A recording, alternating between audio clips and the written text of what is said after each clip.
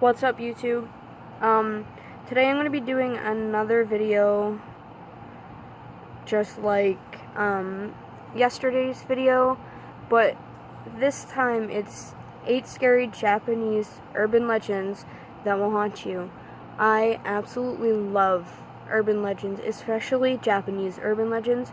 Like, they're so interesting, and it's just like, I don't know, they're really interesting, and some of them, like, a lot of people believe, and a lot of people have actually seen, like, stuff that relates to it. So I'm gonna read off some. I'll probably just do like 4 or 5 because the definitions of them are really long, and I don't want to bore you guys with me just, reading off definitions. So number 8 is the snake woman. It says, alright. It says, do you ever enjoy a nice cool swim on a hot day? Perhaps you are particularly averse to receiving a cool dose of urine at the local swimming pool. Maybe you just like sand beneath your toes as you walk the beaches, choosing a nice, quiet, isolated spot from the rest of the city plebs. You put down your towel, throw off the constricting second skin that is your clothing, and head towards the waves. But hark, you spot a woman in the water, long black hair flowing around her alabaster skin as she flails weakly, with speed and grace to rival the very best studs of the Baywatch era. You fling yourself into the oddly calm waters and swim her away. You swim toward the endangered beauty, your eyes meeting as you work desperately to save your drowning Ophelia. Except that now you seem to be paralyzed. Also, Ariel now appears to be using her long, prehensile snake body to gracefully close the romantic distance between the two of you. Perhaps you consider she simply wishes to save you from this terminal case of leg cramps. Perhaps the piercing of your tender man-flesh by her snake-like tongue is some odd form of mermaid CPR. No, you are now being slowly digested by the snake woman, or Nirvana. The moral of the story should be fairly obvious. Don't try to save a drowning woman. She could be a snake monster in disguise. That one's pretty cool. I saw a video on YouTube, which I'll probably link in the description down below, that actually has a video of this guy who is like experiencing this. Like, he sees this snake woman in the water, and he goes to like run after her, and he ends up dying like a couple seconds not a couple seconds, but a couple minutes after he jumps in the water to save her. So it's pretty cool. I'll link that in the description down below. This next one is called Human Pillars, or Hitobashira. If Soylent Green taught us anything, it's that there are a great many practical uses for the human body. Japan reminds us how practical they can be by presenting the Hitobashira, or human pillars. Seeing as the country is already one at the technological forefront, we have to assume that Japan tells us, hey, it's okay to seal living people inside walls and foundations. I'll make that shit more durable. Dating as far back as the 17th century, the story goes that as an offering to the gods, living people could be sealed into buildings as sacrifices, which would apparently please the great Lego gods and ensure stability and longevity to the construct in question. So basically, these Japanese people are just taking people out of their homes and putting them in concrete walls until they die. And even when they die, they just keep them in the concrete walls. It's actually kind of scary if you think of it that way. Like, imagine somebody just randomly coming to your house, taking you into hostage, and then just shoving you inside of a cement wall, and you never come out. It's kind of weird. I just got a notification from Jacksepticeye on YouTube, and his video is Japanese ghost stories, which I think is kind of funny, because we're talking about Japanese why do I keep saying that wrong? Urban legends. 6. Hanako-san of the toilet.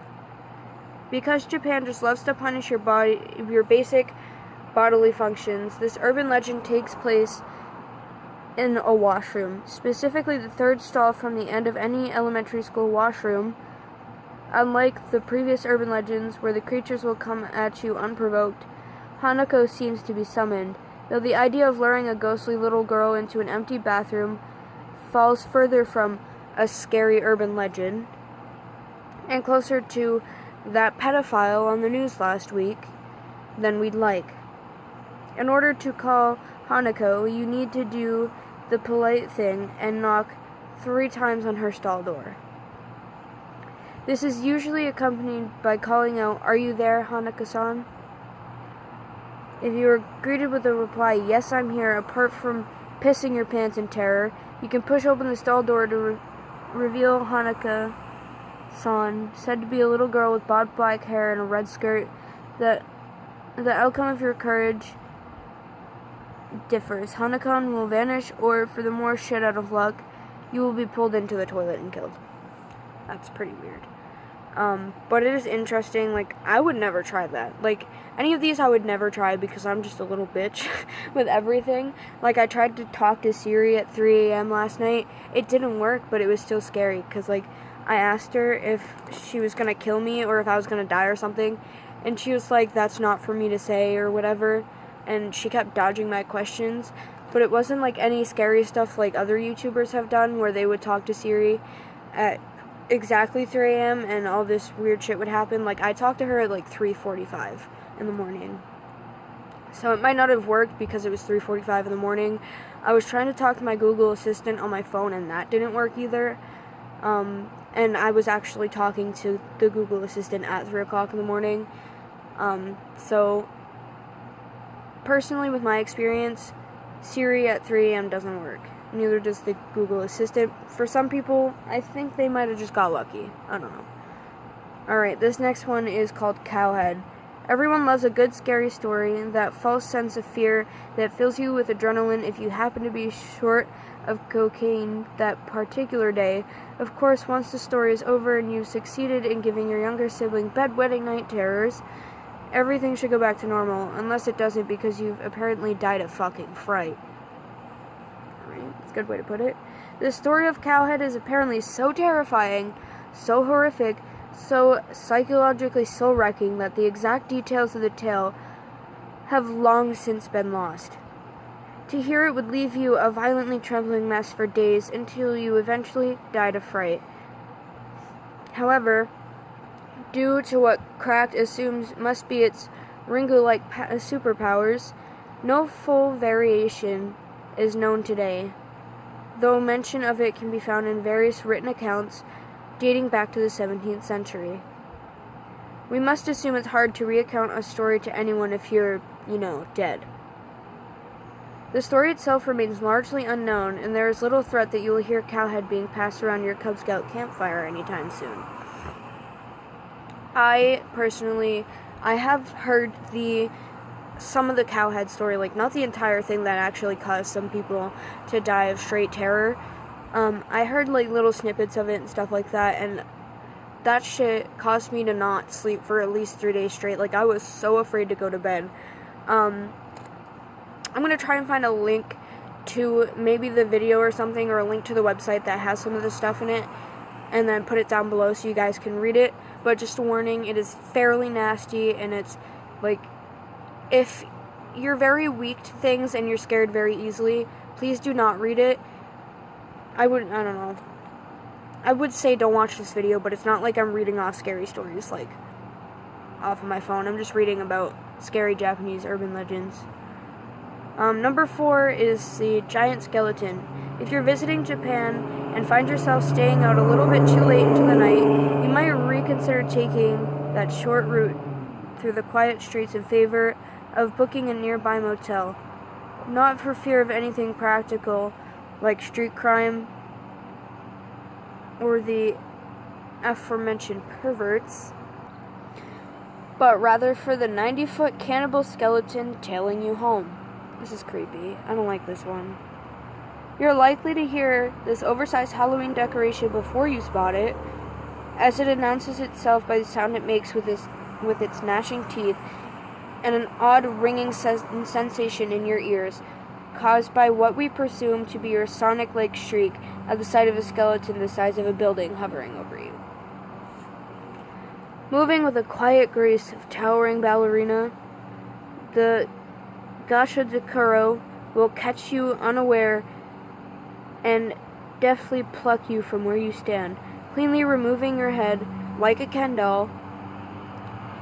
It will sate its otherworldly thirst and anger by swigging your lifeblood like a delicious smoothie. Seeing as the Gashadakuro is made from the skeletal remains of starving victims, buying the thing a cheeseburger might not be a bad idea. True. My foot fell asleep, and now I'm really upset. The next one is Red Cloak / Red Mantle, or aka Monto, or Akamonto. Let's assume for a moment that you, like many, enjoy the basic human function of going to the bathroom. Perhaps you've had a few too many servings of steak and made a mad dash for the ladies' toilets closest to you. This article assumes you're either a lady yourself or one of those beloved perverts so popular to the Japanese culture. I moved the camera angle because I was getting really uncomfortable. Continuing, as you enter the bathroom and try to avoid physical contact between your ass and the scurvy-infested toilet seat, you suddenly hear a voice. Do you like the red cloak or do you like the blue cloak? After sitting uncomfortably for a few seconds, wondering what possessed someone to break the cardinal rule of keeping their mouth shut during toilet time, you answer with hesitation, the red cloak. According to your answer, there are a variety of hilarious outcomes. If you answered red cloak, you will be sliced apart like a steakhouse special. According to who is telling the story, your throat may be cut, your hands chopped off, or you will simply be cut into pieces until the blood flowing down your fricus remains resembles a red cloak. That's interesting. I don't advise you guys, try any of this stuff. Don't go into the bathroom of an elementary school and go to the third stall and knock on it 3 times and ask if that little girl is there. Don't do that. There's some of the shit that people do, it's just really, why would you put your life in danger? Because that can potentially hurt you in some sort of way, just like playing with the Ouija board, and I know I'm a hypocrite for saying that because I use them all the time, but that could potentially put you in risk for danger, for death, anything that can harm you physically, mentally, psychologically, anything that can kind of just scar you for the rest of your life. Like the whole Bloody Mary thing, when I tried that shit was this close to working. My light flickered on and off a bunch of times, my candle went out, and I heard a scream, and I got really scared, and then all of a sudden I looked at my mirror, and the mirror was shattered, but nobody touched it. So it's how does a mirror just shatter out of nowhere? I wasn't anywhere near it. No one else was in the bathroom with me. My friend was outside the door. So, do I have, the force or something? I don't know, but that shit scared me. I was only, 10, though. So, obviously that scared me. But I don't want to, reading these off and, some of the stuff that I'll be making my videos on, I don't want to, encourage you guys to do this stuff because it can be really dangerous, and I don't want to be held accountable for my viewers doing something and then ending up hurt. This is just for fun, for me and for you, to entertain you when I don't have video ideas or can't go out vlogging. Alright, I'm going to skip number 2 because I don't understand it, and I don't want to read it because it's in Japanese, so I'm not translating, but the story itself is in Japanese, and I don't want to translate the whole thing because it's a long story. So, the last and final one is the split-mouth woman, or Kuchisak Anna, or something like that. I don't know how to say her name. The moral of most Japanese urban legends seem to consist of don't go anywhere by yourself ever. The story of the split-mouth woman is no different, except that you are doubly unfortunate if you happen to be a child. We assume your legs are stubby and slow, and we can thusly outrun you. Okay. If you happen to be a snotty pubescent walking alone one day, you might consider taking a different route if you were suddenly approached by a female figure in a trench coat. Now, before you assume that this will be a harmless display of nibbles and bits, rest assured, you will be shown something. Unfortunately, it will not be the coveted boobies. Sorry, guys. Hate to tell you that, but if you see her, she's not going to show you her tits. The split-mouth woman will appear as a tall woman in a trench coat with long black hair. Her most telling feature is a surgical mask covering the bottom half of her face. She will approach you and ask you a question. Am I beautiful? If you reply no, your troubles are over. Mainly because she will produce a comically oversized pair of scissors and remove your head. You're thinking, so I'll answer yes, in which case she will remove her mask to reveal her grotesquely mutilated face. Her smile sliced from ear to ear. Am I still beautiful? She will ask again. If you have some kind of twisted Joker fetish and you reply yes, she will take the aforementioned scissors, chase you down, and slice you in half. If you reply no, she'll do it anyways. Some people just can't be satisfied. If you don't fancy a haircut with too much off the top, your best is a natural reply, such as, you're so-so, or you're average. This will confuse the split-mouth woman, giving you enough time to run like all the hounds of hell are at your heels, or in this case, a crazy bitch with a giant pair of scissors coming to cut your head off. That one is freaky. Like, if that happened to me, oh man. Like, I wouldn't even know what to do in that sense. Like, I would be so scared. Like, if some random woman who had a mask from here down, am I beautiful? Yeah. I just want to go home. Like, I'm a little 5-year-old, and I want to go home. I don't want to die. So, whatever. It's a good thing I don't live in Japan. I don't know if these are true. Like I said, this is for fun, to entertain you guys. I'm starting to kind of like the ideas of these videos, me just reading off some paranormal stuff. I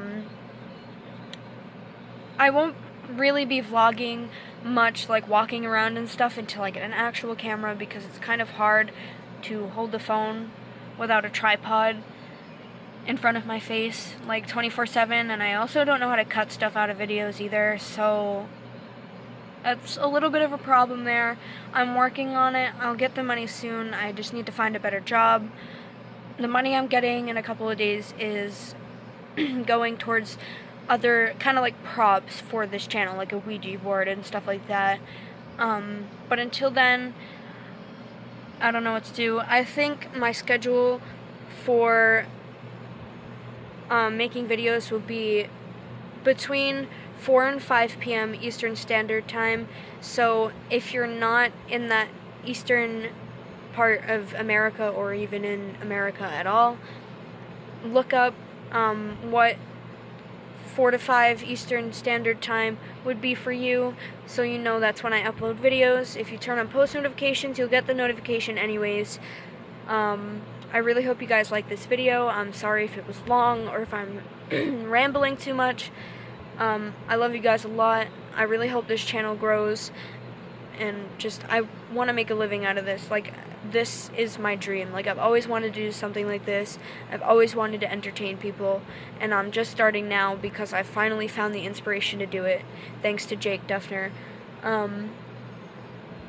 Like I have said in my past few videos, if you ever need anything, my social media will be linked down below. And I will see you guys tomorrow with another video between 4 and 5 p.m. Eastern Standard Time. I don't know what it'll be yet. Maybe you should comment down below and tell me, 1, what your favorite urban legend is, and 2, what the next video should be. I love you guys so much. Also comment down below what I should call you guys, and I hope you guys have a wonderful day. Please don't do anything stupid. Stay safe, stay in your house, don't go outside. Just kidding. Go outside, but don't go outside alone at night. Make sure you're with somebody. If you ever have to go anywhere at night, bring somebody with you, so you're out of the potential risk of being hurt. Like I said, I love you guys, and I'll see you guys tomorrow. Goodbye.